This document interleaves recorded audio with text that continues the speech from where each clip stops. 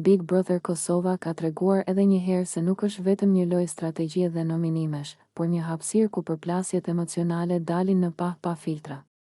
Një nga deklaratat që shkaktoi debat dhe reflektim të gjerë ishte ajo e Albës, e cila tha: "Në raportin e një lidhjeje, kur femra e do një mashkull dhe mashkulli nuk e do, ajo lidhje nuk bëhet." Një fjali e thjesht në dukje, por me peshë të madhe emocionale dhe sociale. Kjo deklarat preku një të vërtet që shumë njerëz e kanë përjetuar brenda dhe jashtë shtëpisë së Big Brother.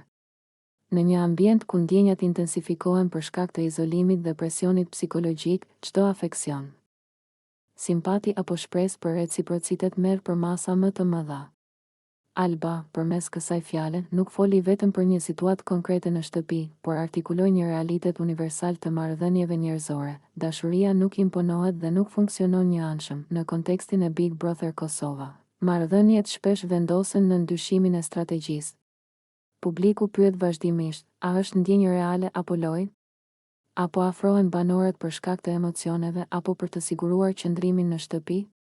Deklarata e Albës u pa nga shumë shikues si një moment sinqeriteti, një çast ku loja u la mënjan dhe u tha një e vërtetë dhe drejt për drejt. Nga ana tjetër, kjo fjali hapi edhe një debat mbi dinamikat gjinore dhe pritshmëritë në marrëdhënie. Shoqëria jonë shpesh e vendos barën emocionale mbi femrën, duke i kërkuar asaj durim, pritje dhe sakrificë, edhe kur ndjenjat nuk kthehen. Alba, me fjalinë e saj, vendosi një kufi të qartë: një lidhje kërkon vullnet nga të dyja palët, përndryshe ajo është e destinuar të dështojë. Reagimet brenda shtëpisë ishin po aq domethënëse. Disa banorë u pajtuan me mendimin e saj, duke e konsideruar si shenjë pjekurie emocionale, ndërsa të tjerë e interpretuan si qëndrim të ftohtë apo mbrojtës. Këto reagime tregojnë se Big Brother Kosova është një mikrokozmos i shoqërisë, ku mendimet për dashurinë, refuzimin dhe